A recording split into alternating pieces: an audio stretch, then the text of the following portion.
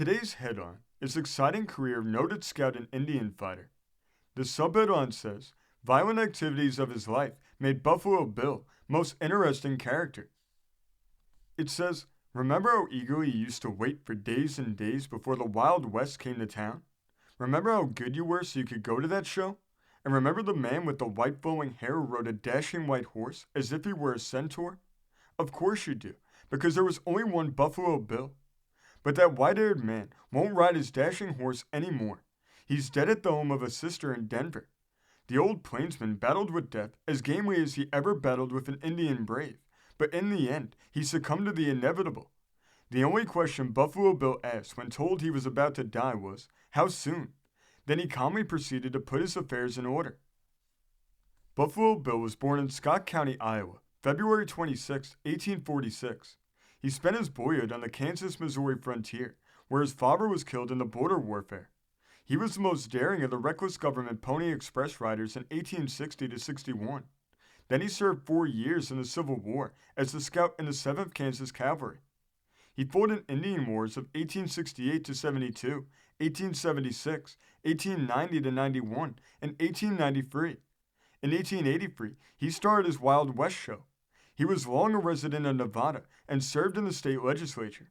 Later he moved to Wyoming and founded the town of Cody. He was married to Louisa Federici in 1866. He was identified with large ranching and real estate interests and is co-author of the Great Salt Lake Trail. Here's how Colonel William F. Cody earned the name of Buffalo Bill. After the war, he contracted to furnish construction gangs to the Kansas Pacific Railroad with all the buffalo meat necessary to feed them.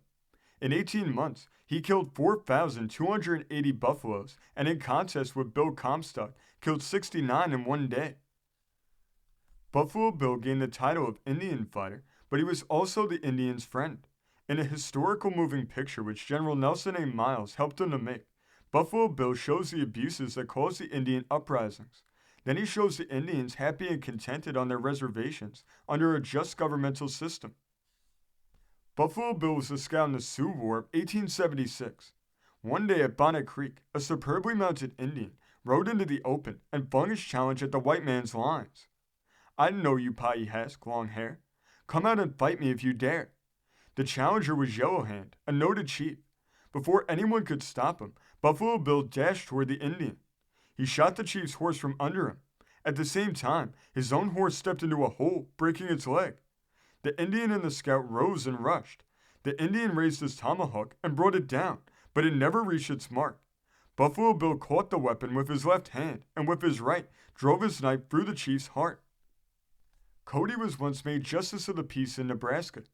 He was attacked by 6 bad men he had warned to leave the country. 5 Buffalo Bill shot. The 6th fell under his knife.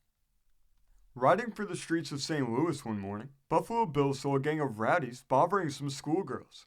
He drove the men off with his fists. All the girls ran except one, a black-eyed, black-haired miss. The young plainsman took the girl home. She was Louisa Federici, daughter of a French exile, and she later became Mrs. Buffalo Bill. The soldiers with Buffalo Bill's Wild West show were real ones. The government lent them to the show as a special compliment to the scout.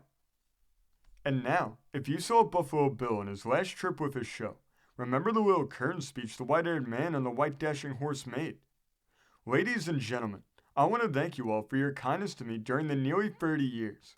The time has come when the old scout must no longer follow the trail. For 30 years I've waved goodnight to you. This time it's goodbye. This story came from the great state of West Virginia, being reported in the Raleigh Register of January 18, 1917.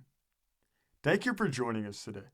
If you want to continue to uncover all of America's lost and forgotten history, then remember before you leave to hit the subscribe button, hit the notification bell, and remember to like and comment below.